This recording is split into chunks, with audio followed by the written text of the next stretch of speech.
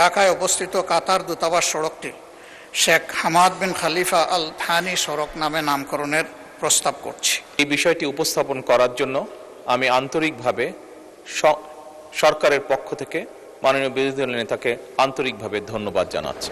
কাতারের সাবেক আমির, আধুনিক কাতারের রূপকার এবং বাংলাদেশের অকৃত্রিম বন্ধু মরহুম শেখ হামাদ বিন খলিফা আল থানি 12 জুলাই 2026 তারিখে ইন্তেকাল করেছেন, যা মুসলিম উম্মাহ এবং বাংলাদেশের জনগণের জন্য গভীর সুখের বিষয়।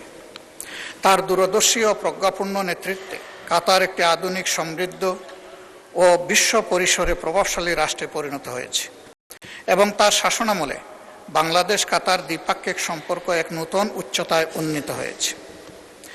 বাংলাদেশের জ্বালানি নিরাপত্তা, দীর্ঘমেয়াদী এলএনজি সহযোগিতা, কর্মসংস্থানের সুযোগ সম্প্রসারণ এবং কাতারে কর্মরত লাখো বাংলাদেশি প্রবাসীর কল্যাণ ও তাদের প্রেরিত বৈদেশিক মুদ্রার মাধ্যমে দেশের অর্থনীতিতে গুরুত্বপূর্ণ অবদান সৃষ্টিতে তার ভূমিকা বিশেষভাবে স্মরণীয়।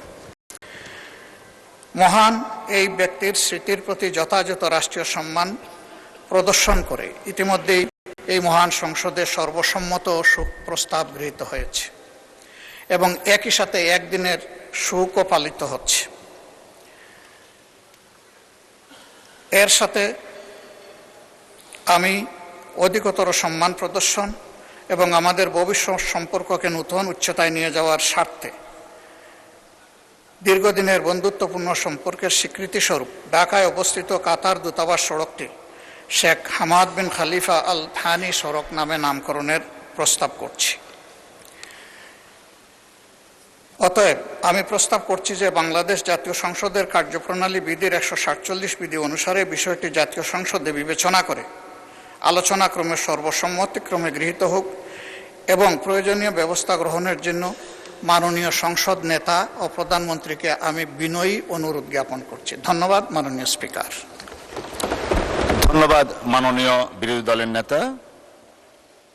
আমি এখন মাননীয় সংসদ নেতা ও মাননীয় প্রধানমন্ত্রীকে বক্তব্য রাখার জন্য আহ্বান জানাচ্ছি। ধন্যবাদ। মাননীয় স্পিকার, আপনাকে ধন্যবাদ। মাননীয় বিরোধী দলের নেতা যে প্রস্তাবটি উপস্থাপন করেছেন মাত্র মরহুম শেখ হামাদ বিন খলিফা আল থানির জন্য, আপনারা মাননীয় স্পিকার, আপনার মাধ্যমে সকল সংসদ সদস্যকে আমি অবহিত করছি, যদিও সকলেই জানেন যে তার প্রতি সম্মান দেখিয়ে, কাতারের জনগণের প্রতি সম্মান দেখিয়ে, কারণ কাতার এমন একটি দেশ যারা আমাদের উন্নয়ন কর্মকাণ্ডে, দেশের অগ্রযাত্রায় আমাদেরকে বিভিন্নভাবে সহযোগিতা করেছে বা করছে এখনো। শুধু তাই নয়, লক্ষ লক্ষ বাংলাদেশিকে কর্মসংস্থানের ব্যবস্থা করে দিয়ে কাতার বাংলাদেশের উন্নয়ন, অর্থনৈতিক উন্নয়ন যাত্রাতেও অংশীদার তারা। শুধু তাই নয়, এর ভিতরে যখন মধ্যপ্রাচ্যে হরমুজ প্রণালী নিয়ে একটি পরিস্থিতি তৈরি হয়েছিল এবং কাতার নিজেও বিভিন্নভাবে আক্রান্ত হওয়ার পরেও আমাদের লক্ষ লক্ষ প্রবাসীকে তারা নিজেদের নাগরিকদের মতন তারা তাদের টেক কেয়ার করেছে, তাদের নিরাপত্তা তারা নিশ্চিত করেছে। মাননীয় স্পিকার, এই সকল বিষয় বিবেচনা করি মরহুম শেখ হামাদ বিন খলিফা আল থানির জন্য আজকে রাষ্ট্রীয় শোক ঘোষণা করা হয়েছে। একই সাথে আমাদের জাতীয় পতাকাকে হাফ মাস্ট করা হয়েছে আজকে।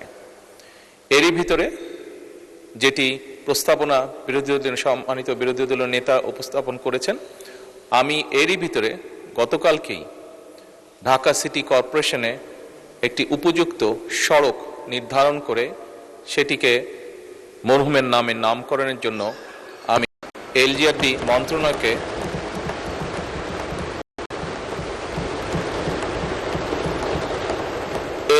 মন্ত্রণালয়কে গতকালকে মৌখিকভাবে নির্দেশনা প্রদান করা হয়েছে মাননীয় স্পিকার। এবং আজকে মাননীয় বিরোধী দলীয় নেতা এই বিষয়টি উপস্থাপন করার জন্য আমি আন্তরিকভাবে সরকারের পক্ষ থেকে মাননীয় বিরোধী দলীয় নেতাকে আন্তরিকভাবে ধন্যবাদ জানাচ্ছি।